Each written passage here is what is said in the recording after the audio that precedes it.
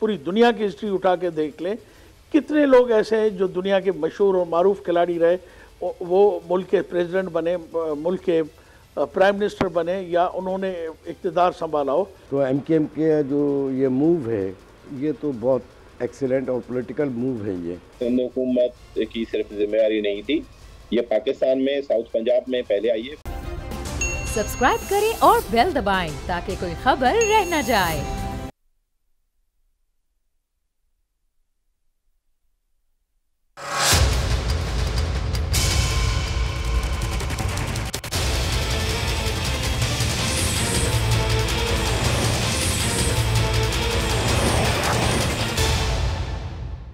अस्सलाम वालेकुम, आप देख रहे हैं प्रोग्राम बस बहुत हो गया। मैं हूं अरबाब जहांगीर और सियासी मैदान में आज जो चैलेंजेस, मुश्किलात और हालात इस वक्त वज़ीर आज़म इमरान खान के सामने हैं, वो आज से 30 साल पहले भी कुछ इसी तरह इन्हीं दिनों में इन हालात से गुजर चुके हैं। आज से 30 साल पहले आपको ले चलते हैं। 11 मार्च 1992 को पाकिस्तानी टीम माहिरीन की राय में वर्ल्ड कप से तकरीबन बाहर हो चुकी थी और टीम की मुल्क वापसी भी यकीनी हो चुकी थी। जिस तरह आज अक्सर तज्जियाकारों की नज़र में हुकूमत का जाना इस वक्त यकीनी हो चुका है। शिकस्तों से चूर और फिटनेस मसाइल में घिरी कमजोर पाकिस्तानी टीम के लिए 11 मार्च से 25 मार्च तक ये 2 हफ्ते इंतहाई अहम थे और 3 मजबूत तरीन हरीफ यानी ऑस्ट्रेलिया, श्रीलंका और नाकाबिले शिकस्त टीम न्यूजीलैंड उनके सामने थी।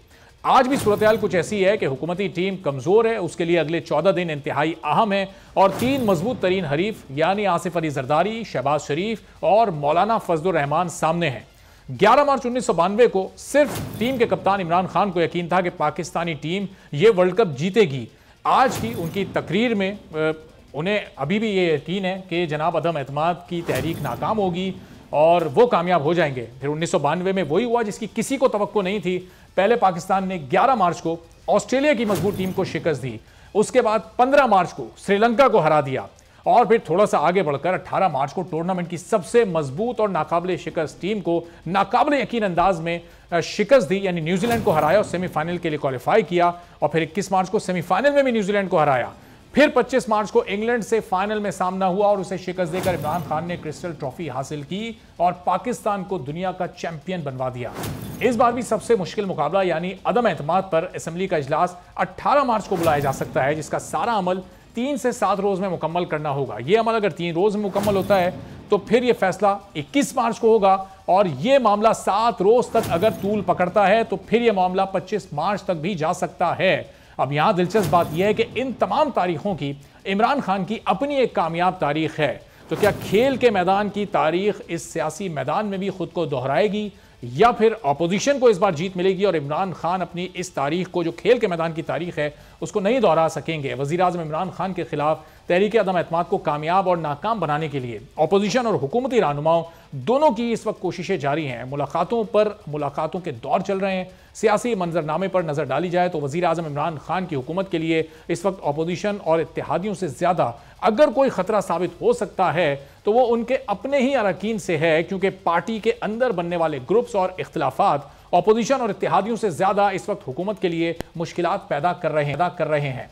स्पीकर कौमी असेंबली असद कैसर अरकान असेंबली से मुलाकातें कर रहे हैं, उनको मना रहे हैं। फवाद चौधरी भी चौधरी बरादरान को राम करने के लिए उनके घर जा पहुंचे। दूसरी जानिब अपोजिशन भी मुतहरिक है, वो भी अदम एतमाद को कामयाब बनाने के लिए जोड़ तोड़ में लगी हुई है और पीडीएम सरबराह मौलाना फजलुर रहमान ने अपोजिशन लीडर शहबाज शरीफ से मुलाकात की है। मुलाकात के बाद मीडिया से गुफ्तगू हुई और पीडीएम के सरबराह और जेयूआई के सरबराह मौलाना फजलुर रहमान को सख्त तनकीद का निशाना बनाया। कहा कि तहरीक अदम एतमाद कामयाब होगी, अगर ये तहरीक नाकाम हुई तो फिर मामला गली कूचों तक चला जाएगा। क्या कहा उन्होंने, जरा सुनिए।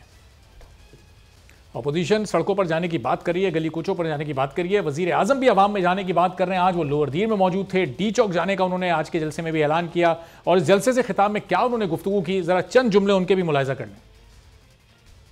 अब पाकिस्तान तहरीक इंसाफ इस वक्त अपोजिशन से ज़्यादा उसके अपने ही लोगों की वजह से कश का शिकार है। पिछले हफ्ते बलूचिस्तान से ताल्लुक़ रखने वाले तहरीक इंसाफ के नाराज़ रहनुमा सरदार यार मोहम्मद रिन साहब ने वज़ीर आज़म इमरान खान के मुआविन खुसूसी और बलूचिस्तान असम्बली में तहरीक इंसाफ के पार्लिमानी लीडर के अपने ओहदे से मुस्ताफ़ी होने का ऐलान किया था। सरदार साहब ने बताया था कि वफाकी वज़रा ने बलूचिस्तान के मामले पर कभी उनसे कोई रब्ता नहीं किया और ना ही उन्हें बलूचिस्तान के मामले पर होने वाले किसी भी इजलास में बुलाने की जहमत की गई। साथ ही सरदार साहब ने बलूचिस्तान की वजारत आला 3 अरब से जायद में फरोख्त होने का इंकशाफ भी किया था। क्या कहा था, जरा ये भी सुन लें।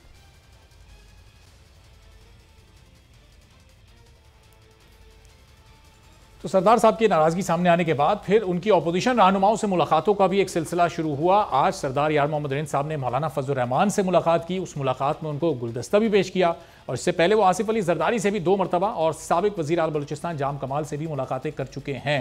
अदम एतमाद की इस तहरीक में क्या सरदार साहब हुकूमत का साथ देंगे या नहीं? अपोजिशन इस वक्त कितनी पुरएतमाद और कितनी मुत्तहिद है, इसी पर गुफ्तगू करते हैं। सरदार यार मोहम्मद रिंद साहब नाराज रहनुमा PTI के हमारे साथ मौजूद हैं। सरदार साहब बहुत शुक्रिया प्रोग्राम के लिए आपने वक्त निकाला। राशिद महमूद सुमरो साहब भी JUI के सीनियर रहनुमा हमारे साथ मौजूद हैं। सरदार साहब, अदम एतमाद की तहरीक में आप हुकूमत का साथ देंगे, इमरान खान साहब के साथ खड़े?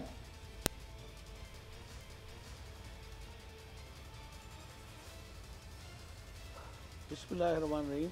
देखिए, मैं मेंबर प्रोविंशियल असम्बली हूँ, मैं नेशनल असम्बली का मेंबर नहीं हूँ। मेरा वोट नहीं है कि मैं आपको बता सकूँ कि सरदार साहब, आपसे मुराद आपके हम ख्याल लोग, आपका ग्रुप, मैंने आपके दोस्त है असिस्टेंट ऊपर।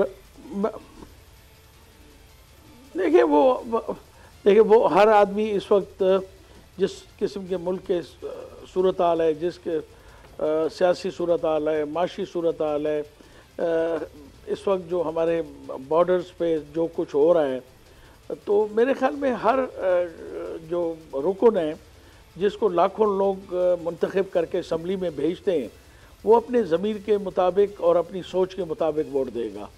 बहरहाल अगर मेरा वोट होता तो मैं उसका ज़रूर आपको जवाब देता। और एक चीज़ मैं थोड़ी सी तस्दीक कर दूँ आप कि मैंने पार्लियामानी लीडरशिप से नहीं, special assistant to prime minister से रिज़ाइन किया।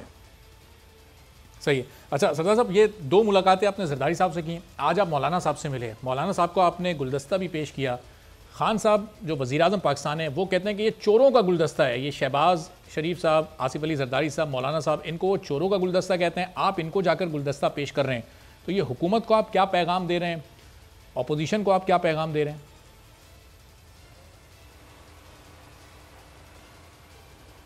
देखिए, जहाँ तक मौलाना फजल रहमान साहब का ताल्लुक़ है, जमीयत उलमा इस्लाम का ताल्लुक़ है, वो बलूचिस्तान की एक बहुत बड़ी सियासी जमायत है।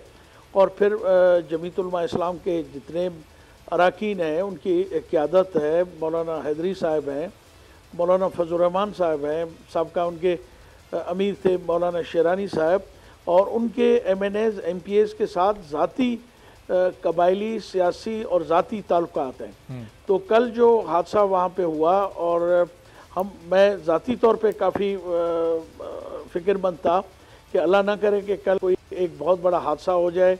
मौलाना हमारे लिए एक एसेट है सियासी तौर पे, इस मुल्क के लिए एक बहुत बड़ी सियासी जमायत के कायद हैं, और फिर उनकी बहुत बड़ी फॉलोइंग है बलूचिस्तान के अंदर। तो मुझे खुशी हुई कि वो मसला भी हल हो गया और मौलाना साहब को भी नुकसान नहीं पहुंचा, इसलिए मैं उनको मुबारकबाद देने भी गया था और गुलदस्ता पेश करने के लिए भी गया था। जहाँ तक खान साहब का ताल्लुक़ है, खान साहब की जो स्पीच है या तकरीर है, ये उनके अपने ज़ाती ख़यालात हैं, उसके बारे में मैं कोई कमेंट नहीं दे सकता। अलबत्ता मैं ये ज़रूर कहूँगा कि सियासत के अंदर शाइस्तगी, सियासत के अंदर एक दूसरे के लिए अदम बर्दाश्त, ये सारी ऐसी चीज़ें हैं कि हमें सियासत के अंदर उनके रूल्स जो होते हैं, जो उनके एटिकेट्स होते हैं, उनके अंदर रहते हुए हमें सियासत करनी चाहिए। अल्लाह ना करे कि कल ऐसा हो कि लोग हम सियासत पे हम पे इल्ज़ाम लगाएं कि हमारे वक्त में पाकिस्तान की सियासत का रुख चेंज हुआ और उसकी जो हैयत थी, शक्ल थी, वो चेंज हुई। सही। अब सरदार साहब, यहाँ सवाल ये भी है कि ज़ाहिर है अगर आप अपोजिशन की तरफ जाते हैं, जरदारी साहब से भी 2 मुलाकातें हुई, उसमें उन्होंने कुछ आपको ऑफ़र किया, अगर अदम एतमाद कामयाब होती है, एक नया सेटअप आता है, उसमें आपके लिए क्या फ़ायदा हो सकता है? मौलाना साहब से भी आपने मुलाकात की, उस मुलाकात का भी अहवाल आपसे जानेंगे। ज़रा राशिद महमूद सुमरो साहब से मैं पूछ लूँ कि राशिद साहब, ये अदम एतमाद किसकी मदद से कामयाब होगी? हुकूमत के अपने अरकान की मदद लेंगे आप, या फिर उनके इत्तेहादियों पर आप तकिया करेंगे, इसलिए आप पुरएतमाद हैं कि ये कामयाब हो जाएगी? किस पर ज़्यादा भरोसा है आपको? देखें अरबाब साहब, सबसे पहले तो मैं आपका शुक्रिया अदा करता हूँ। जहाँ तक बात है अदम एतमाद किसके भरोसे पर कामयाब होगी, तो ये एक खालिसतन आइनी और जमहूरी प्रोसीजर है, और हम आइनी और जमहूरी प्रोसीजर के तहत पार्लियामेंट में जा रहे हैं और यकीनन वोट अरकान पार्लियामेंट देंगे। इमरान खान की 3 साला कारकर्दगी कौम के सामने है, अरकान पार्लियामान के सामने है। जाहिर है कि 1 साल से कम वक्त रह गया है, अरकान पार्लियामान ने अपने अपने हलकों में वापस जाना है, अवाम के सामने उन्होंने जवाबदेह होना है, वोटर्स के सामने जवाबदेह होना है। तो बहुत सारे MNA इस ख्याल में हैं कि वो जब वोटर्स के पास जाएं, वो जब अपने हलके में जाएं तो वो अपने अवाम को, अपने वोटर्स को मुतमईन कर सकें और इमरान ख़ान के नाकामी का जो एक पूरा पलंदा है वो इमरान ख़ान के सर रहे। MNAs नहीं चाहते कि उनके सर रहे, तो वो अपने सर से ये बोझ हटाना चाहते हैं माशी नाकामी का, बदहाली का, मुल्क जो ख़ारजी और दाखिली तौर पर एक तन्हाई का शिकार है। ख़ान साहब की वजह से हम ख़ित्ते में बिल्कुल तन्हा खड़े हुए हैं। तो अरकान पार्लियामान नहीं चाहते कि ये सारा नज़ला जो है जब वो हल्के में वोट मांगने के लिए जाएं तो उनके सर पर गिरे। तो ये उससे पहले अरकान पार्लियामान इमरान ख़ान पर अदम एतमाद करेंगे। कौन कौन करेंगे उसके लिए थोड़ा सा इंतज़ार कर लें। आपने अभी बड़ी अच्छी इब्तदा की कि इमरान ख़ान ने नाकाबिल यकीन जो है वर्ल्ड चैम्पियन बनाया पाकिस्तान को, उस टीम से लड़े फिर जीत गए, उस टीम से लड़े फिर जीत गए, फिर आखिर में वर्ल्ड कप जीत गए। जी वो पहले मैच जीते थे तभी दूसरी जीते, जब दूसरी जीते थे तभी तीसरी जीते। अरबाब भाई यहाँ हालात कुछ और हैं। 1 करोड़ नौकरियां कहाँ हैं? वो 1 करोड़ नौकरियों की मैच हार गए। 50 लाख घर कहाँ हैं? वो मैच हार गए। कर्जा नहीं लूंगा, कर्जा लिया तो खुदकुशी करूंगा, वो मैच हार गए। फिर इस वक्त डॉलर आसमान से बातें कर रहा है, बिजली पेट्रोल डीजल की कीमतें आसमान से बातें कर रही हैं। आम आदमी 2 वक्त के रोटी के लिए परेशान है, वो मैच हार चुका है। 90 दिन का जो उसने आवाम को मंशूर दिया था वो मैच हार चुका है। पहले दिन से उसने परफॉर्मेंस जो पार्लियामान के ग्राउंड में दिखाई है वो नाअहली की दिखाई है, नालायकी की दिखाई है। उस इब्तिदाई की वजह असल में ये थी और और सुने मुझे कंप्लीट करने दें। 25 अरबाब भाई 25 जुलाई से जो कारकर्दगी शुरू हुई थी वही कारकर्दगी जो है वो आपको अभी अदम एतमाद में नजर आएगी, वो नाकाम हो जाएगा, फेल हो जाएगा और मौलाना फजल रहमान के क़यादत में अपोजिशन इंशाल्लाह उसको पिछाड़ कर रखेगी। अच्छा, अब वो असल में इस इब्तिदाई की वजह ये थी कि ये सब वही तारीखें 11 मार्च 15 मार्च ये 18 मार्च 21 मार्च 25 मार्च जब ये 1992 का वर्ल्ड कप चल रहा था। अच्छा, खान साहब ने एक चैलेंज और किया था कि मैं इस पूरी अपोजिशन को रुलाऊंगा। आज आप देखें ये तमाम अपोजिशन इस वक्त पिछले 3 साढ़े 3 साल से वाकई ऐसा लग रहा है रुला दिया उन्होंने, जो सब एक हो गए।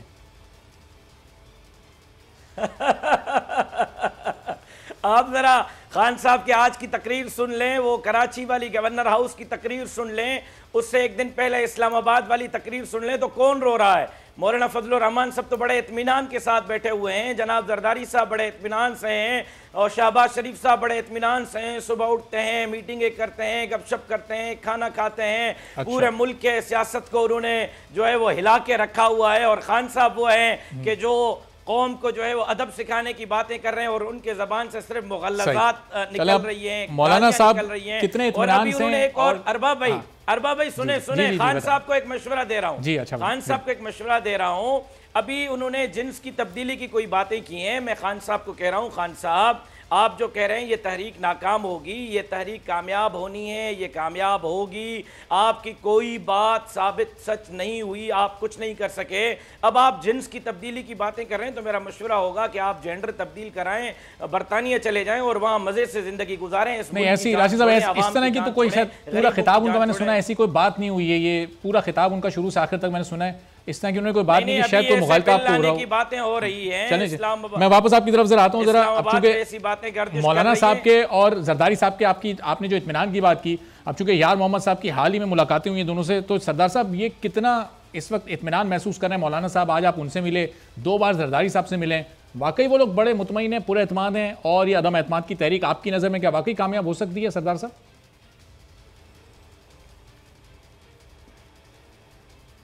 अरबाब साहब आपका सवाल मैं जवाब देता हूँ, मगर आपके जो आपने मुझसे सवाल किया उससे पहले मैं ये आपको बताना चाहता हूँ, आपकी नॉलेज में लाना चाहता हूँ, खेल और सियासत ये बहुत बड़ा फ़र्क है।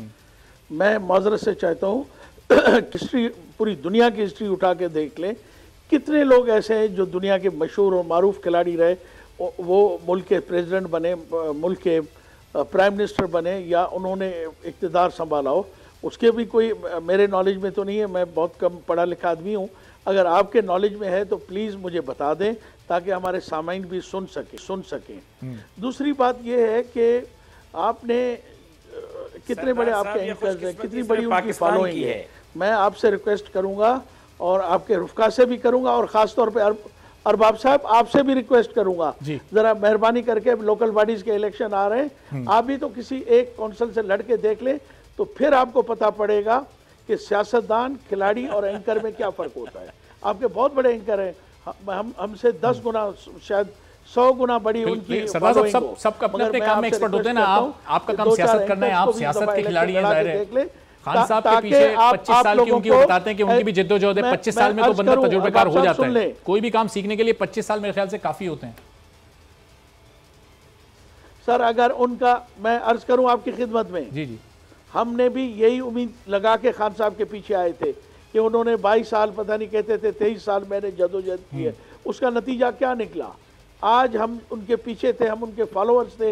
आज बलूचिस्तान की सियासत का आप रुख देख लें कि पीटीआई में पहले क्या था और आज सीगा थे का इस्तेमाल कर रहे हैं, बड़ा दिलचस्प है। इसका मतलब अब आप उनके साथ नहीं हैं, फैसला कर चुके हैं क्योंकि आप थे का सीगा इस्तेमाल कर रहे हैं। नहीं, मैं अर्ज करूं आपकी खिदमत में कि हमने भी तो एक बहुत बड़ी उम्मीदें लेके खान साहब के पास आए थे कि वो आएंगे, छोटे सूबे हैं, बलूचिस्तान की एहसास महरूमी है और उनकी जो 72 साल से उनके साथ जो ज्यादती है उनका इजाला होगा। क्या हुआ कि खुद इमरान खान साहब, हम कोयटे में बैठे होते थे, मैं उनकी पार्लियामानी पार्टी का लीडर हूँ, मेरे एक वॉल शेयरिंग होती थी, वो आते थे, वो तकलीफ नहीं करते थे हमको बुलाने के लिए। कितनी दफ़ा उन्होंने विजिट किए बलूचिस्तान के, एक दिन भी हमें पार्लियामानी पार्टी को तकलीफ नहीं दी। एक दो रुफका जो उनके साथ में बैठे हुए हैं, अब मैं उनका वो इस काबिल नहीं है कि मैं उनका जिक्र करूं, जिन्होंने खान साहब को खुद टमाटर और अंडे मारे थे, उनको जिस किस्म के उन्होंने ओहदे दिए, क्या मैं ये कह सकता हूं, क्या मैं उनसे ये सवाल पूछ सकता हूं कि क्या ये उनका 22 साल का जज्बा था जिनको अपनी कलम से उन्होंने पार्टी से निकाल दिया, आज बलूचिस्तान के सबसे बड़े ओहदे दिए? ये खान साहब की सियासत है? क्या ये खान साहब से मैं पूछ सकता हूँ कि जिस तरह बलूचिस्तान के साथ उन्होंने बिहेवियर उनका था, उनका रवैया था, क्या ये उनकी 22 साला तरबियत का वो असर है? मैं माजरत चाहता हूँ, हमने बड़ी जद्दोजहद की, मेहनत की, हमने इस पार्टी के लिए जो भी पॉसिबल हो सकता था किया, मगर उसका रिटर्न बिल्कुल हमें और हम बलूचिस्तान के लोगों को, उनके पार्टी के कारकुनों को, मैं उन कारकुनों को भी पीटीआई के जानता हूँ जो आते थे मेरे पास बच्चों की तरह रोते थे कि जी हमने तो सारी ज़िंदगी इस पार्टी के लिए इसलिए कोशिश की कि खान साहब आएगा तो जॉब्स बिकेंगी नहीं, मेरिट पे लोगों को नौकरियां मिलेंगी, मेरिट पे लोगों के काम होंगे। मगर अब मैं खान साहब से खुद से पूछता हूँ कि कौन कौन से काम मेरिट पे हुए बलूचिस्तान में, ज़रा वो भी बता दें तो मैं उनका बहुत शुक्रगुजार हूँगा। मेरे वो लीडर हैं इस वक्त तक। तो सरदार साहब, इसका मतलब कि ये खान साहब से आपको जो ये सारी उम्मीदें थी वो इसलिए थी क्योंकि माजी के हुक्मरानों ने आपको मायूस किया था, लेकिन अब आप खान साहब से मायूस होकर उन्हीं माजी के हुक्मरानों के पास वापस जा रहे हैं जिनसे आप मायूस होकर खान साहब के साथ शामिल हुए थे? बिल्कुल नहीं, नहीं। अब आप बात सुने, जो कुछ उन्होंने कहा था उसका कुछ ना कुछ तो परसेंटेज हुआ है ना। अच्छा। मगर मैं ये कहता हूँ, मैं आज भी कहा, उस दिन भी मैंने लाइव प्रोग्राम में कहा था कि अगर बलूचिस्तान के ऊपर किसी ने एहसान किया है तो एनएफसी का अवार्ड आसिफ अली जरदारी ने किया। अच्छा। उसके बाद अगर बलूचिस्तान में काम हुए तो जनरल परवेज मुशर्रफ के वक्त में हुए, मगर बदकिस्मती से उनके वक्त में नवाब भुट्टो जैसा हादसा भी हुआ। तो उस वजह से अदरवाइज जो हमारे दूसरे हुक्मरान हैं उन्होंने पहले भी मायूस किया है, अब भी हमें मायूस किया हुआ है। सही। तो इसका मतलब अब आप फैसला कर चुके हैं सरदार साहब, जरदारी साहब से जो आपकी मुलाकात हुई थी उसमें फिर आपने उनको बता दिया कि अदम एतमाद में हमारे जो भी दोस्त अहबाब, हमारा ग्रुप है, हम आपके साथ हैं?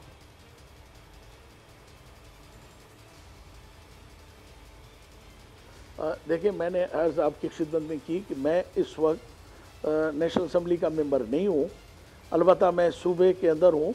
अगर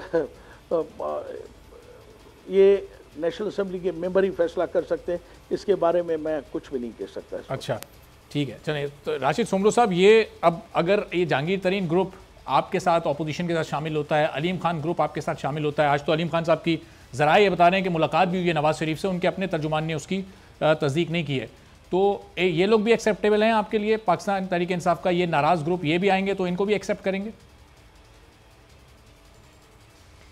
देखें जी जहांगीर भाई, ये जो अभी सरदार साहब ने आपको ऑफ़र दी है, आपने फरमाया कि 25 साल का बड़ा तजुर्बा होता है, तो वो तजुर्बा जो है वो नाकाम साबित हुआ है। लेकिन एक बात अर्ज़ करूं, अगर कोई खिलाड़ी खेल के नाम पर आकर और वज़ीर आज़म बन सकता है तो आप तो अच्छे एंकर हैं और मैं आपको बड़ी कदर की निगाह से देखता हूँ, सबसे ज़्यादा टाइम भी आपको देता हूँ, आपसे बड़ा मुतासिर भी हूँ। मैं आपको दावत देता हूँ आप आए लाड़काना से नेशनल असेंबली की सीट पर इलेक्शन लड़े। अच्छा, तो ये जो है हर एक की मैं सोचूंगा आपकी इस ऑफर पे, वैसे अपनी फील्ड के शहसवार हैं, मैं गौर करूंगा सीरियसली आपकी आए मैं अपनी सीट दूंगा आपको। अच्छा, और मुकाबले में बिलावल साहब होंगे आपके, ये भी सीन में रखिएगा। तो मुकाबले पे कोई भी हो, आप जब साथ हैं तो मुकाबले पे कोई भी, हम देख लेंगे। एक छोटा सा ब्रेक। अच्छा राशिद साहब, एक छोटा सा ब्रेक यहाँ ले रहे हैं। सरदार साहब को मैं शुक्रिया करता हूँ, सरदार या मोहम्मद साहब, बहुत बहुत शुक्रिया, आपने वक्त दिया। राशिद सोमरो साहब, राशिद साहब आपकी बात को यहीं से जरा कंटिन्यू करते हैं एक छोटे से ब्रेक के बाद।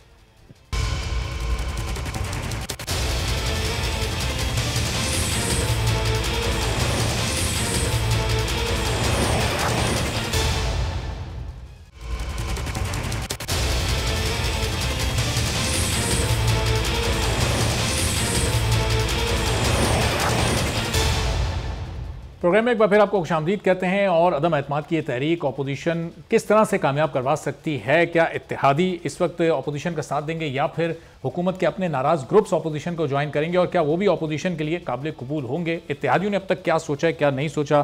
खासतौर पर MQM पाकिस्तान ने बहुत ज़्यादा मुलाकातें अपोजिशन के रहनुमाओं से भी की हैं, वज़ीर आज़म भी उनके मरकज़ जा चुके हैं। अब इस वक्त क्या वो फैसला कर चुके हैं? रऊफ सिद्दीकी साहब MQM पाकिस्तान के सीनियर रहनुमा में ज्वाइन कर चुके हैं। राशिद महमूद सोमरो साहब JUI हमारे साथ मौजूद हैं।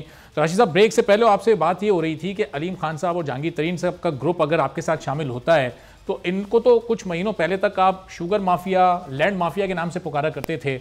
अब अगर ये वज़ीर आज़म के खिलाफ अदम एतमाद में आपका साथ देते हैं तो अपोजिशन के लिए अब ये काबिल कबूल होंगे? अब ये शुगर माफिया नहीं है, अब ये लैंड माफिया भी नहीं है आपकी नज़र में? देखें, सबसे पहली बात यह है कि अदम एतमाद की तहरीक जो है वो पार्लियामेंट ला रही है और पार्लियामेंट के अंदर जो मेंबरान बैठे हुए हैं उन मेंबरान को हक है कि वो वज़ीर आज़म के ख़िलाफ़ वोट दें। जहाँ तक बात है कि भाई वो शुगर माफिया हैं, फ़ुला माफिया हैं, फ़ुला माफिया हैं, तो वो माफियाज़ जो है वो इस वक्त पार्लियामेंट के अंदर मौजूद हैं या पार्लियामेंट के बाहर मौजूद हैं। हम इस पर बहस नहीं कर रहे, हम इस पर बहस कर रहे हैं कि पार्लियामेंट के मेंबरान कौन कौन हैं जो पार्लियामेंट के अंदर बैठे हुए हैं, चाहे वो जिस भी सफ़ में हैं। अगर वो इमरान ख़ान पर अदम एतमाद कर रहे हैं और मौलाना साहब की तरह बात के ख़िज़ा जाए बाहर आए या ना आए, तो अभी हम ख़िज़ा को हटाने के लिए तगोदू कर रहे हैं और उसके बाद ऐसी टीम लाएंगे, आम इंतखाबात में जाएंगे, आवाम के पास जाएंगे जिस टीम से हम बाहर की तवक्को रख सकते हैं कि ऐसे मेंबरान असम्बली में आएँ जो आवाम के हकीकी नुमाइंदे हों, चोरी के ज़रिए वो मैंडेट चुरा के असम्बली में ना आए हों और आवाम के वोट पर डाका डाल के ना आए हों। तो ये सारा प्रोसीजर आवाम के वोट के लिए चल रहा है, मुल्क के लिए चल रहा है। तो राशिद साहब, ये अगर PTI के कुछ अरकान आपके साथ आते हैं तो ये चेक एंड बैलेंस आप अभी भी रखेंगे कि हाँ जी आप सही से आप वाकई हकीकी वोट लेकर आए नहीं आए, आपको असम्बली में कहीं धांधली के जरिए भेजा तो नहीं गया? तो ये चेक एंड बैलेंस भी आप लोग अभी भी रखेंगे कि PTI से उन्हीं लोगों को शामिल करें जो कि जेन्युइन वोट लेकर आए? देखें अरबाब भाई, अगर धांधली से आए हुए वज़ीर आज़म को 3 साल हमने भुगता है तो एक अदम एतमाद की तहरीक के लिए उसके टीम से अगर कुछ बंदे उसको गलत समझते हैं और हमारे बयानी को ठीक समझते हैं और उनको हम असम्बली में नहीं लेके गए, वो इमरान खान साहब लेके गए थे, अगर वो अपने लीडर पर, अपने खिलाड़ी पर, अपने कप्तान पर अदम एतमाद का इजहार करके और उसकी टीम से बाहर निकल जाते हैं तो मेरे ख्याल में इसमें कोई हरज नहीं है। अगर वो मुल्क के लिए सोच रहे हैं, आवाम के लिए सोच रहे हैं, पार्लियामान के लिए सोच रहे हैं, तो मेरा ख्याल है कि वोट की हद तक तो आप उनको किसी सूरत में नहीं रोक सकते, उनका हक नहीं छीन सकते उनसे। ठीक है, चलिए रऊफ सिद्दीकी साहब, MQM पाकिस्तान ने अब तमाम लोगों से मुलाकातें कर ली हैं और मैं आपको एक बड़ी ब्रेकिंग न्यूज़ भी दूं। अच्छा चलें, दे दें जल्दी से, फिर रऊफ साहब की तरफ जाऊंगा जरा।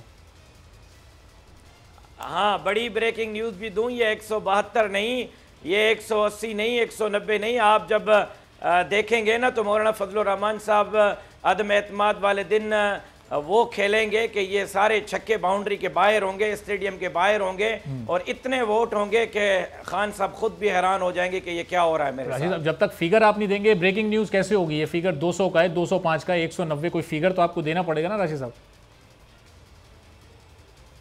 फिगर 172 से बहुत ऊपर का है। 200 से ज्यादा है, 200 के अंदर है?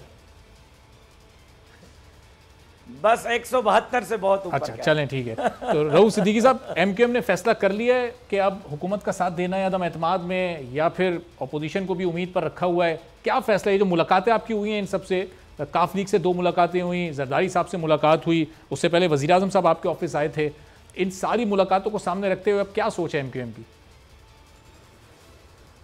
देखिए, ज़रा सा पस मंज़र और पेश मंज़र अगर आप सामने रखे हैं एमक्यूएम के हवाले से, तो एमक्यूएम के जो ये मूव है ये तो बहुत एक्सीलेंट और पॉलिटिकल मूव है ये।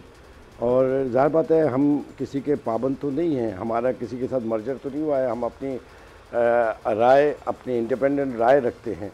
और एमक्यूएम का एक तरीक़ाकार है कि इसका एक पूरा प्रोसीजर हम एडॉप्ट करते हैं कि हिमायत करने का या हिमायत ना करने का। हिमायत ना करने की बहुत सारी वजूहात मौजूद हैं कि एक सीरीज़ है गुज़िश्ता 3.5 बरस की, और अगर हिमायत करते हैं तो उसके लिए क्या जवाज़ होगा। हम आवाम के आगे जवाबदेह भी है ना, आवाम भी तो हमसे पूछते हैं। और इत्तेफाक ये है कि एक खुशगवार हैरत की बात ये है सबके लिए कि हमारी जो कॉन्स्टिट्यूंसी है वो पाकिस्तान की सबसे ज़्यादा पढ़ी लिखी आबादी पर मुश्तमिल है। हमारा वोट बैंक सबसे ज़्यादा पढ़ी लिखी आबादी पे वो हमसे सवाल करता है, और ये 3.5 बरस में हम ये सवालात सुनते भी रहे हैं, और दूसरों के हिस्सों की बुराइयाँ हमने हमारे खाते में भी आती रही हैं। तो अभी तो ये एक बहस हमारे उसमें है कि प्राइम मिनिस्टर साहब एमक्यूएम के ऑफिस में आए, ये 3.5 बरस पहले भी आना चाहिए था, हर बरस कम अज़ कम आना चाहिए था। लेकिन मसला ये है कि 4-5 दफ़ा ऐसा हुआ मौजूदा हुकूमत को कि हमारे बैलेंसिंग वोट फैसला कुन किरदार अंजाम देते थे।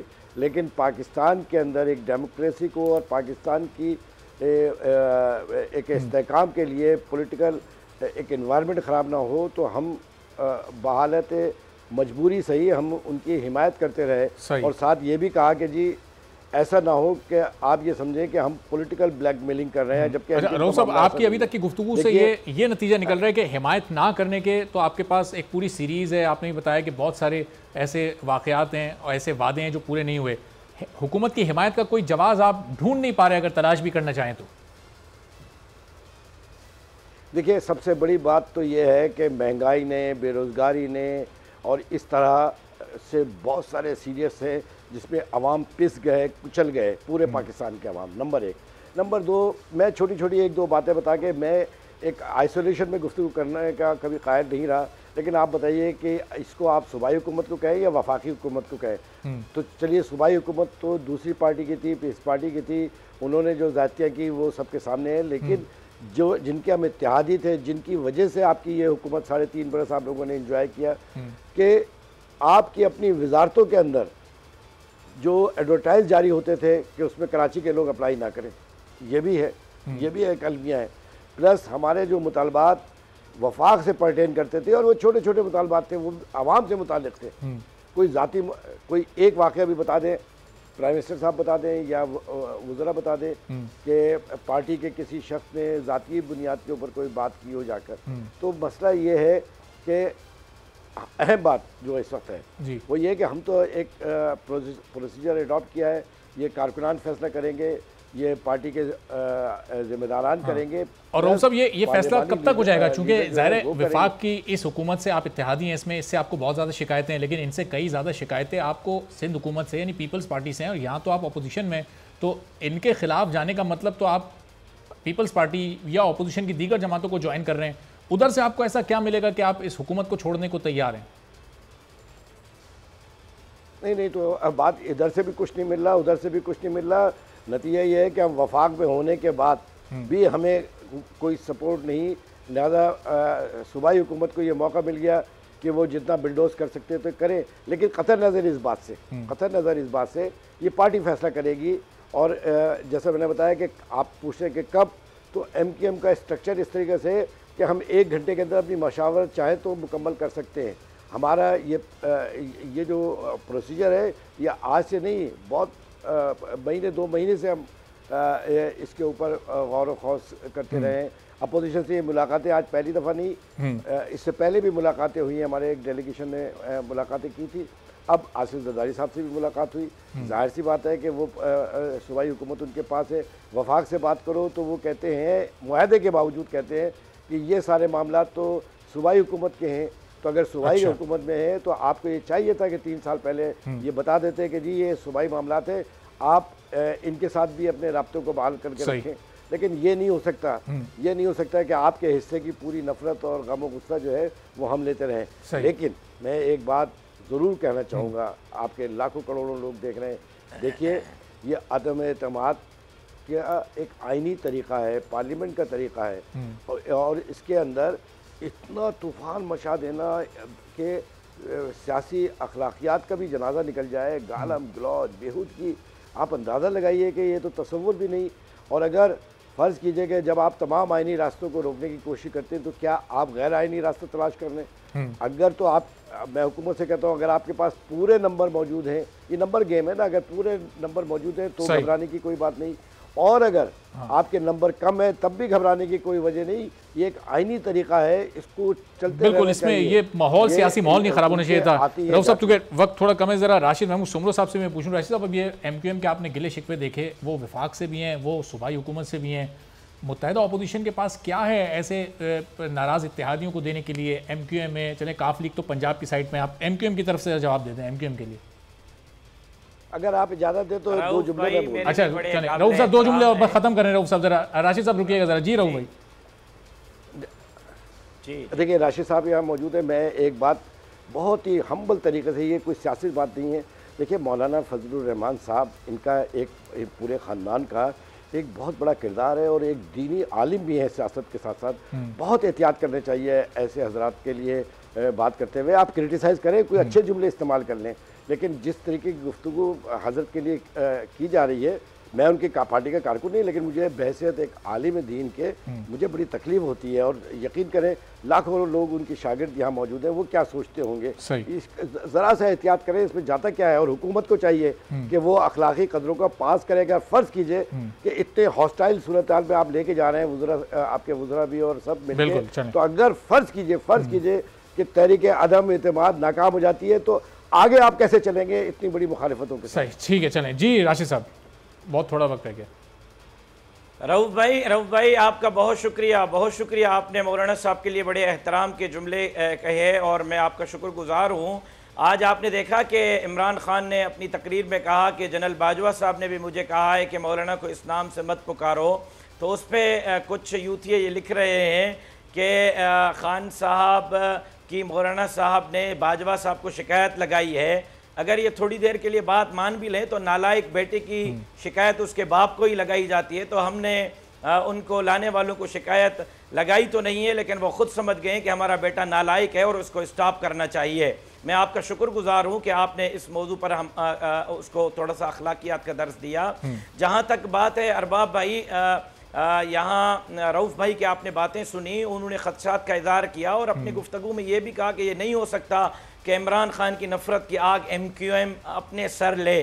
तो ये वही चीज़ें हैं जो मैं आपको पिछले आधे घंटे से समझाने की कोशिश कर रहा हूँ कि इलेक्शन सर पर है। हर लग रहा है कि अपोजिशन और इत्तेहादी एक ही लाइंस पर सोच रहे हैं और शायद कुछ इत्तेहादी भी इस बार अपोजिशन की हिमायत कर सकते हैं। बहुत बहुत शुक्रिया रऊफ सिद्दीकी साहब, राशिद महमूद सुमरो साहब। वक्त बिल्कुल इस सेगमेंट का खत्म हो गया। एक ब्रेक के बाद जब आएंगे तो सिंध के जानवरों में बड़ी तेज़ी से एक बीमारी फैल रही है, लंपी उसका नाम है। उसके बाद क्या इनका दूध और गोश्त काबिल इस्तेमाल है या नहीं, एक ब्रेक के बाद ये जानेंगे।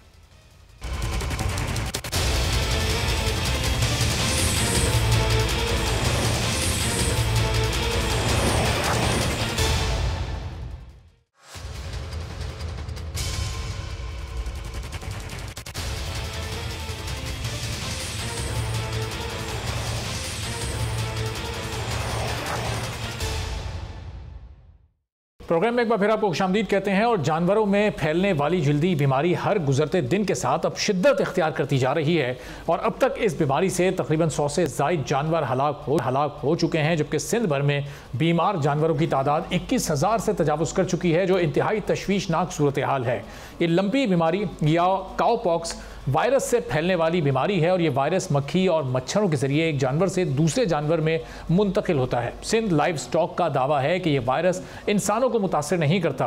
शहरी दूध पिएं, गोश्त खाएं, ये इंसानी सेहत के लिए मुज़र नहीं है, लेकिन तिब्बी माहिरीन गाय का गोश्त और दूध इस्तेमाल करने के हवाले से खबरदार कर रहे हैं। माहिरीन का कहना है कि लंपी वायरस गाय को तेज़ी से मुतासिर कर रहा है और इसीलिए गाय का गोश्त और दूध इस्तेमाल ना किया जाए। जानवरों के लंपी वायरस से मुतासिर होने के बाद अब कराची में गाय के गोश्त की खपत में कमी आई है और एक अंदाजे के मुताबिक गोश्त की फरोख्त में 60% तक की कमी आई है और ये शदीद मुतासिर भी हुई है। इसी तरह से जो दूध है उसकी फरोख्त भी किसी हद तक मुतासिर हो रही है। अब ये गोश्त और दूध किया जाए या नहीं किया जाए, जो तिब्बी माहिरीन है वो अपनी जगह पर कायम है, लेकिन लाइव स्टॉक इस सिलसिले में क्या कहता है। डॉक्टर नज़ीर हुसैन कलोड़ो साहब हमारे साथ मौजूद हैं, डीजी हैं लाइव स्टॉक सिंध के, उनसे ज़रा इस सिलसिले में गुफ्तगू करते हैं। डॉक्टर साहब बहुत शुक्रिया प्रोग्राम के लिए, आपने वक्त निकाला। ये तो पहले बताइए कि ये बीमारी लोग बहुत ज़्यादा खौफजदा हैं, क्या ये फैलने वाली बीमारी है, ये जानवरों में बहुत तेज़ी से फैल रही है, क्या इंसानों तक भी आ सकती है? जी बिल्कुल भी नहीं। और ये बीमारी 1927 से मौजूद है अफ्रीकन कंट्रीज में, उसके बाद ईस्ट यूरोप में थी और जो सराउंडिंग है ममालिक उसमें, हमारे पड़ोसी ममालिक उसमें है। 100 साल से इस बीमारी में कोई ऐसा एविडेंस नहीं मिला कि कभी भी किसी तरह भी किसी तरीके से भी इंसानों में मुंतकिल हुई हो। और यहाँ तक भी कि अगर आप इसको देखें तो ये सिर्फ गाय में पाई जा रही है और गाय से भैंस पे भी नहीं मुंतकिल हो रही। एक दो जगहों दुनिया में हुई थी, लेकिन हमारी भैंस जो है ना वो इम्यूनिटी वाइज बहुत अच्छी है, जो देसी भैंस है, तो इसमें नहीं मुंतकिल हो रही। और गाय से जो है ना वो गोट यानी जो बकरियां हैं उनमें भी नहीं मुंतकिल हो रही। तो ये तो बहुत दूर की बात है किसी भी तौर पे इंसान में मुंतकिल हो और उसका कोई एविडेंस नहीं मिलता।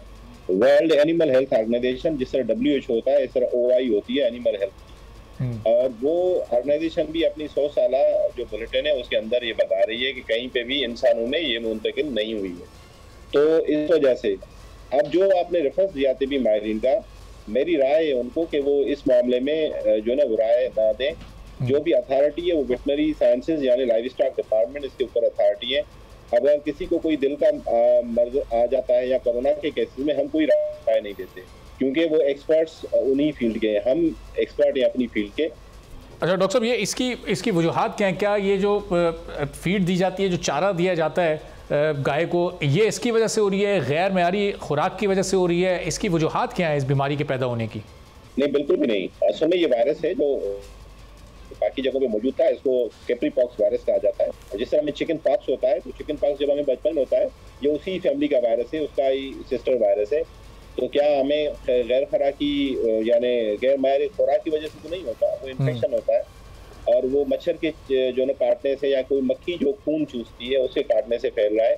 जिस तरह डेंगू वायरस फैलता है इंसानों में या मलेरिया फैलती है, तो एक जो पहले बीमार गाय है उसको अगर कोई काट के मच्छर दूसरे में जाएगा तो ज़ाहिर ये फैलेगी। अच्छा, अब जिसको ये वायरस है डॉक्टर साहब, जिस जानवर को, जो जानवर बीमार है, उसके गोश्त और दूध का मवाजना अगर हम एक सेहतमंद जानवर के गोश्त और दूध से करें तो इसमें कोई फ़र्क है या दोनों बिल्कुल एक जैसे होंगे? दोनों बिल्कुल एक जैसे होंगे और मैं आपको इसकी एक और तरीके से बताता हूँ। सबसे पहली बात ये कि हमारे पास जितना भी दूध आ रहा है मंडियों में वो 80% भैंस का है। भैंस में तो ये बीमारी नहीं हो रही, नंबर 1। नंबर 2, अगर 20% गाय का भी है तो जिस गाय को ये बीमारी हो जाती है तो वो गाय क्योंकि खाना पीना छोड़ देती है तो वो उस वजह से दूध देना भी छोड़ देती है। जब एक दूध किसी गाय से 5-6 लीटर या जो बाहर वाली गाय है उससे 20 लीटर भी निकलता है तो कम से कम उसने 60 या 70 लीटर या 100 लीटर तो पानी पीना है। लेकिन उसने पानी भी नहीं पिया, खाना भी नहीं खाया तो दूध कहाँ से देगी? तो इस तरह का कोई दूध उनसे निकलता ही नहीं है तो फिर मार्केट में कैसे आएगा? तो ये भी सवाल दूध है। लेकिन डॉक्टर साहब ये कि जो लेकिन जिस तरह 80% दूध भैंस का इस्तेमाल हो रहा है, इसी तरह 80% गोश्त गाय का इस्तेमाल हो रहा है, तो जो गोश्त है वो भी इस वायरस से, इस बीमारी से बिल्कुल पाक है, इसके असरात गोश्त तक नहीं पहुंच रहे जानवर के? गोश्त गाय का होता है? बिल्कुल भी नहीं है। यहाँ पे जो रेशो है गाय और भैंस का उसी हिसाब से गोश्त होता है। अगर खुदा न खासा अगर कोई इन्फेक्टेड गोश्त खा भी ले या दूध पी भी ले तो फिर भी इंसानी सेहत के कोई फर्क नहीं पड़ेगा। ये हम दावे से कहते हैं। अच्छा डॉक्टर साहब, 1927 से बीमारी आपने बताया कि आई हुई है, तो ये इस बार जब ये फैलना शुरू हुई तो इसको इतना नॉन सीरियस क्यों लिया गया? क्या देर से सिंध हुकूमत जागी है जो ये इतनी ज़्यादा फैल गई कि 100 से ज़ायद अब तक गाय मर चुकी हैं, कोई 21,000 के करीब मुतासर हो चुकी हैं, या मुनासिब टाइम था आप लोगों ने इससे बचाव के लिए इकदाम कर लिए थे? मैं बिल्कुल ये आपको वाज़ेह करता चलूँ कि सिंध हुकूमत की सिर्फ जिम्मेदारी नहीं थी, ये पाकिस्तान में साउथ पंजाब में पहले आई है, फिर सिंध में आई है, फिर बलूचिस्तान में भी है। और ये कहना कबल इस वक्त होगा कि इसका फैलाव कहाँ से शुरू हुआ। लेकिन कोई मुल्क जब किसी बीमारी से जो है वो डिक्लेयर होता है फ्री, तो उस दौरान ना आप उसकी वैक्सीन मंगवा सकते हैं ना यहाँ पे किट्स मौजूद हुए हैं, क्योंकि अगर आपके पास वो बीमारी नहीं है जिसकी रेस्ट्रिक्शन है दुनिया के अंदर, तो वो फिर आप उस बीमारी के लिए किट्स कैसे मंगवाएंगे या वैक्सीन, तो फिर आपका फ्री स्टेटस खत्म हो जाता है। मिसाल के तौर पे अब हम कितने सालों से कोशिश कर रहे हैं कि पोलियो फ्री हमारा स्टेटस आ जाए, लेकिन वो नहीं आ पा रहा है क्योंकि एक या आधा जो इंसानों में कहीं ना कहीं पोलियो डिटेक्ट हो रहा है। तो इसी वजह से बहुत ज्यादा जिम्मेदार पाकिस्तान मुसलसल इस बीमारी से फ्री था। दो मामला हो सकते हैं, या कोई इन्फेक्टेड जानवर आ गया है, ठीक है, स्मगलिंग के थ्रू या किसी लीगल रूट के थ्रू, या फिर इंसेक्ट का कोई बॉर्डर नहीं होता क्योंकि इंडिया, ईरान और अफगानिस्तान में पाया जा रहा था, तो वहां से कुछ मच्छरों ने काटा जानवरों को और वहीं से फैली। लेकिन ये कहना अभी कबल इस वक्त है जब तक तहकीक होके इस फाइनल पे नहीं पहुंचे। अब हमारे पास पहली मर्तबा जो है वो नवंबर में जामशोरो में हुआ, जब हमने जो हमारे फील्ड वेटरनरी डॉक्टर है उन्होंने हमें बताया कि लंपी स्किन की तरह ये है, तो जो पहली मर्तबा डिजीज आती है तो उसकी तहकीक और तसही और कंफर्मेशन करने के बाद ही उसको अनाउंस किया जाता है। हमने सैंपल कलेक्ट किए, हमारी प्रोविंशियल लैब्स ने इस पे काम किया, फिर नवंबर के एंड तक ही हमने सैंपल फेडरल गवर्नमेंट को भेज दिए थे, क्योंकि जो डिक्लेयर करना होता है वो रेफरेंस लैब यानी फेडरल गवर्नमेंट ने करना होता है। तो जब हमने रिपोर्ट दी तो उसके लिए प्रॉपर किट्स जो है ना उनको मंगवाने में 1 महीना लग गया। उसके बाद तहकीक हुई, दोबारा तस्दीक हुई, फिर इंटरनेशनल क्योंकि इम्प्लीकेशन है उसके ऊपर, तो 4 मार्च को ये अनाउंस हुई। 4 मार्च को जैसे अनाउंस हुई उस दौरान हम मुसलसल काम कर रहे थे 2 चीज़ों पे। एक तो हमें पता था कि मच्छरों से फैलती है, तो उसके मच्छरों से बचाव के लिए हम सारे एहतियाती तदाबीर ले रहे थे। दूसरा, जहाँ जहाँ पे बीमारी थी, यानी अगर आप देखें 19 जानवर थे जामशोरो के अंदर, और अल्हम्दुलिल्लाह वो हमने रिकवर किए। वहाँ पे कोटली के अंदर आए तो वहाँ पे सिम्प्टोमेटिक ट्रीटमेंट हम करते रहे जब तक डिजीज। तो अब जैसी 4 तारीख को ये डिक्लेयर हुई है, हमने फेडरल गवर्नमेंट को खत लिखे कि हमें वैक्सीन इंपोर्ट करने दें। उसके अलावा फिर म्यूनिसिपल अथॉरिटीज को हमने एक्टिव कर दिया कि मच्छर मार स्प्रे करें। प्रोविंशियल गवर्नमेंट, सेंट्रल गवर्नमेंट ने इमीडिएटली टास्क फोर्स बना दिया जो अभी तक किसी सूबे ने नहीं बनाया। और दूसरी बात यह कि हम किसी चीज को छुपा नहीं रहे, हम बता रहे हैं। तो डॉक्टर साहब, अब ये इस पर मुकम्मल काबू पाने में कितना अरसा लगेगा फिर कि तमाम जानवरों को इससे बचाया जा सके? और जाहिर है फिर इसमें हुकूमत को तो लाजमी अपना रोल प्ले करना ही होगा और एक आम फार्मर की मदद करनी होगी। एक आम फार्मर तो अपने तौर पर नहीं ये सारे इकदाम उठा सकता ना? बिल्कुल आप सही कह रहे हैं। और कल से जो है वो म्यूनिसिपल अथॉरिटीज ने स्प्रे करना शुरू कर दिया। सबसे पहले हमें ये काम करना होगा कि जहाँ जहाँ पे हमारी कैटल फार्म पॉपुलेशन है वहाँ पे जो है ना वो हमें इमीडिएटली जो है ना वो वैक्सीन ये जो स्प्रे करने होंगे। स्प्रे करने के साथ हमने वैक्सीन के लिए अप्लाई किया तो हमें अंदाजा है कि 48 आवर्स में या 1 हफ्ते में हमें वैक्सीन रिपोर्ट की परमिशन मिल जाएगी। जैसे ही वैक्सीन हो जाती है, हमारा अंदाजा है कि 30% पॉपुलेशन को अगर वैक्सीन भी हो जाएगी तो ये आइंदा रुक जाएगा। दूसरी ये तसही हमें करनी चाहिए कि जानवरों की बात ना करें, सिर्फ गाय की बात करें। ये सिर्फ गाय में देखा गया है, और जो देसी गाय वो जल्द रिकवर हो रही है, 7, 8, 9 दिन में रिकवर हो रही है, और उनके अंदर जो है ना वो मौत की शरह भी नहीं है। ठीक है, चलें, बहुत बहुत शुक्रिया डॉक्टर नज़ीर हुसैन कलोड़ो साहब, डीजी लाइफ स्टॉक सिंध हमारे साथ मौजूद है। अब हुकूमत ने इसको सीरियस ले लिया, इकदाम किए जा रहे हैं और आने वाले दिनों में तेज़ी से इस पर काम करेंगे। इसकी वैक्सीन भी जल्द इंपोर्ट करने की इजाज़त मिल जाएगी और उसके बाद जितनी भी गाय इस बीमारी का शिकार हुई हैं वो भी रिकवर होना शुरू हो जाएंगी। आज के प्रोग्राम से इजाज़त दीजिए, अल्लाह।